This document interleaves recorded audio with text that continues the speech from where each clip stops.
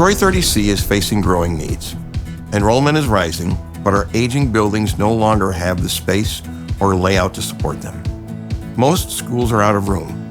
Classrooms and support areas are too small, and aging infrastructure limits flexibility and efficiency.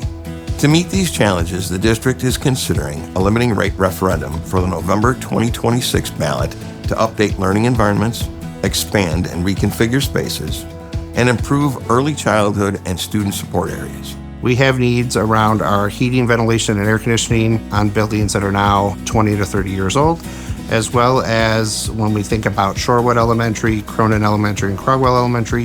Those schools have the original cast iron drain lines underneath those schools that are up to 75 years old at this point. So those are infrastructure needs that we need to address here in the near future. We do have a generational opportunity right now.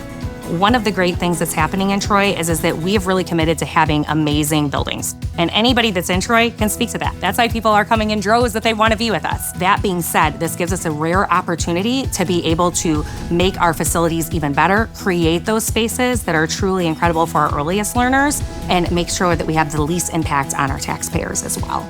We have some expiring debt that is rolling off from the building of Hofer Elementary and WBO Intermediate School. We're going to be in a place where in the fall of 2027, we will have paid off all of that bond debt. And if you as the taxpayer, right, would then assume a slight increase, we could do the things right now that we're anticipating that would solve some of our current needs. One of the greatest things about Troy is we have really nice small class sizes, and that really enables the teachers to hone in on their students' learning and to differentiate for them and to pull smaller groups. So when we don't have the space anymore, though, one of the ways to make space is to enlarge class sizes. And when we enlarge class sizes, we then also lose a teacher at those grade levels. So if our referendum doesn't pass, we would have to look at having some teachers be cut that are great contributors to the work we're doing just because we don't have the space for everyone. At the middle school, we have a pinch point in our school where we have to actually have less instructional time because we have to let students leave early or leave late from different areas of the building because there's not a wide enough hallway for us to have circulation through the school. As a special ed teacher, I need a little bit more space, but I'm in a tiny space. And in order to get into my classroom, I am in between two kindergarten classrooms where I have to enter through either side. And so that is a disruption to those kiddos. And also for me, it's a disruption all day long because within that room is the bathroom that those kindergarten students use. So I constantly have kids coming in and out of my office each day, either just standing there waiting or walking in to go to the bathroom. We're running out of space. We see development that's in the area that is coming our way. The city of Joliet has recently built over 200 apartment units that are affecting one of our schools in terms of enrollment. In Shorewood, we have over 2,500 3- and 4-bedroom homes slated for the next 15 to 20 years.